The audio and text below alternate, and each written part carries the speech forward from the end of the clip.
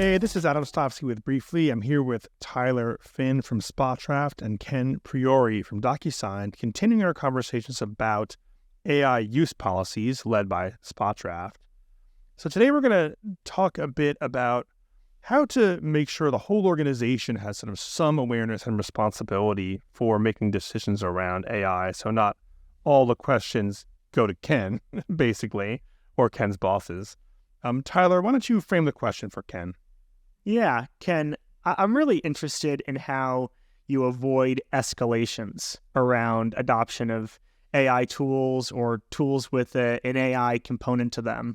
I think a lot of folks out there that are sitting in your role are going to be getting questions from a whole variety of stakeholders. Could be engineering, product, could even be someone in HR or on the marketing team who wants to work more efficiently, thinks that an AI tool could help them do their jobs better.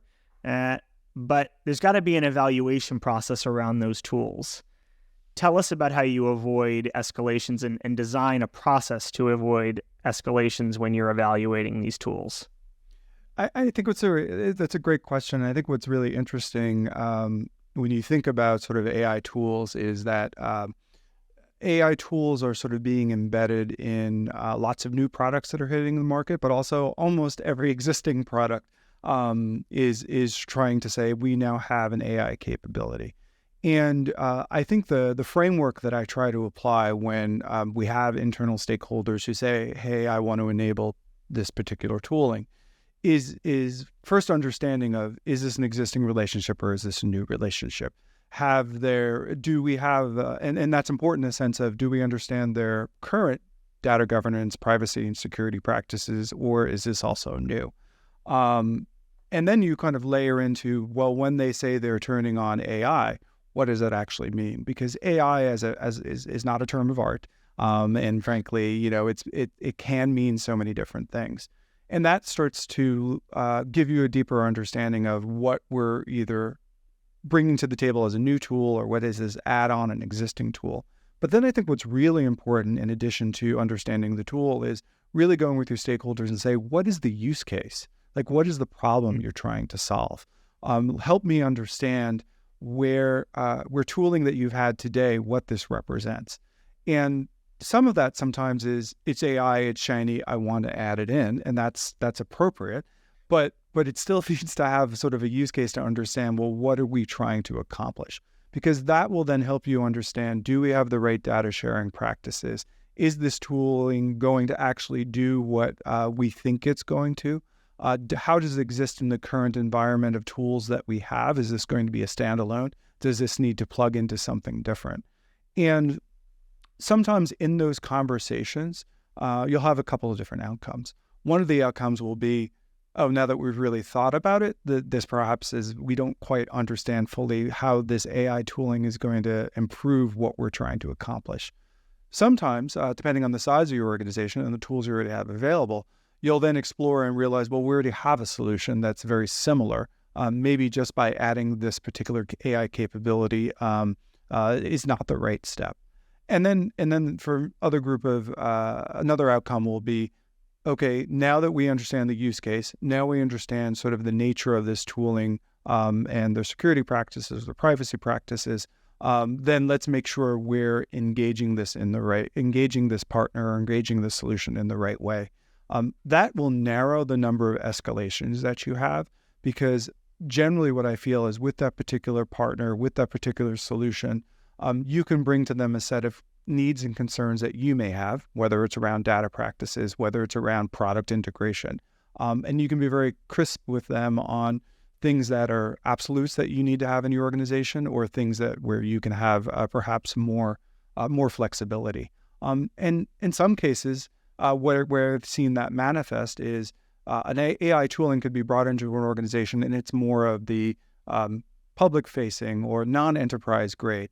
And then in that exploration, sort of there becomes a shared understanding of, well, actually, because of security practices or privacy practices, we'll need to move into a different tooling, an enterprise-grade tooling. And then that conversation actually gets you to the right tool. And generally then, that will narrow the number of escalations that you have.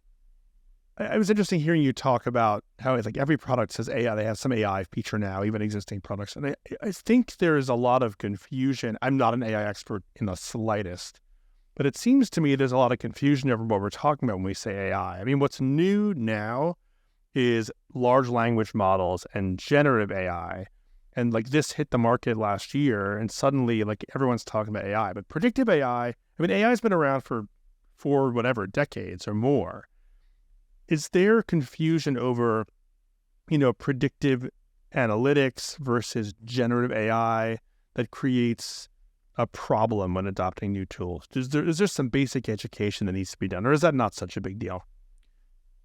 I think it's again, really great question. I think getting specific on what a partner or tooling or a stakeholder means on AI, it then will flush out, well, are we talking about something that's generative using foundational models where we're creating a net new that's unexplored and can hallucinate using that possibility? Or is this something that is in more, I was going to use air quotes, traditional AI or machine learning? Other risks, right? But other risks. Yeah, or just in the sense of then you're moving out of, like, we're talking about AI and you're getting more specific on what is the capability we're trying to apply to this particular tooling. And sometimes you do find that it isn't foundational. There is no foundational model or large learning model involved. It's sometimes a rebranding of the existing tooling to sort of just capture the sentiment or the energy around AI. And in that case, usually there's not a lot of work because you're like, this is just it falls into this is just a rebranding exercise. But I do think it starts to then have this broader conversation on what is the capability that's different than what we have today.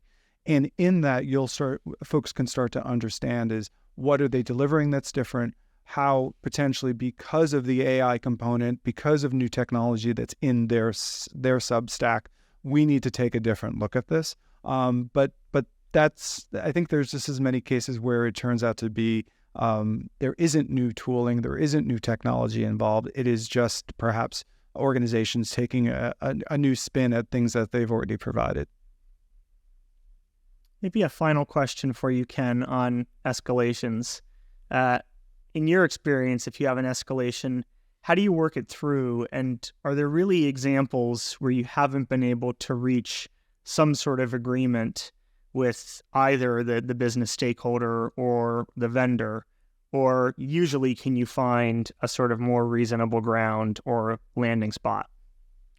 I think it's a tough question to not want to go into specifics, but let me talk about generalities. I think generally, I mean, I've been very fortunate. I think generally you always find a solution. But I do want to then sort of have a cop out and say, like, when sometimes that solution is this isn't the right tooling for our organization, but that is based on a series of conversations about what are the first principles that we have as an organization, why do we have those principles, and then why can't we meet them with this particular tooling? So I'll give you and I think that falls into a pretty well-known category around data use, data sharing. Particularly for generative AI, how is this tooling training? Is there the potential, or is it a requirement that the data that we're putting into the tooling then will be used to train broader models? I'd say over the last year, I've seen a pretty quick evolution of some of the AI providers, some of these model providers to quickly evolve, understanding why that's very important for organizations. And there's less and less organizations, toolings that have that as a requirement. But I think that was the area where I'd say early on, I saw the most challenge where we weren't able to enable tools because it simply couldn't comply with our data governance requirements. And I've heard that from other colleagues in other organizations. Like that's something that comes up often. Now, there can be more edge cases where you go to senior management, the leaders of the organization are brought in, and as a legal professional, we lay out the risks, and the business always has the opportunity to say, we're willing to take that risk. But that conversation is, I believe, most well-grounded, not in terms of what a particular tool can and can't do, but an understanding of what policies do we have that this tool can't meet, and why we want to make why the business is being asked to make an exception. And even within that, there's sometimes going to be bright lines that can't be crossed. But putting those aside, there are then times at which the business may say, hey, because of the capabilities this can represent, we're willing to take this risk in this instance. Or because this is a fairly narrow environment and we can understand this risk in terms of very small surface area, we're willing to take this risk because of the potential that it represents. Okay, you thought that was the final question. I have a final question. This is a little tricky question. So you've been talking about using AI tools and sort of putting the procurement side of this, right? And avoiding escalations on that side. What about the sales side? So if I think DocuSign has a generative AI product now, right? I think SpotDraft has SpotDraft AI. You're both in the AI business.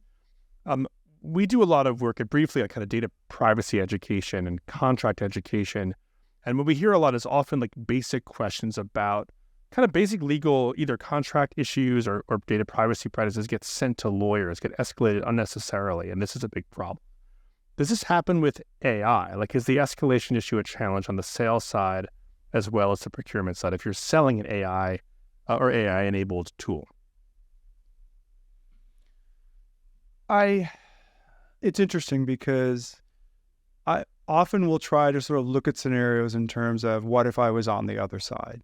And I think everything that we've talked about previously around sets of concerns that I bring when I'm working with teams to think about onboarding, I have to flip that back in terms of when we're selling our capabilities. And I think that can lead to a better outcome in the sales cycle because in some ways we've already had the conversations around why does this customer have this set of concerns? Is this going to be a set of objections?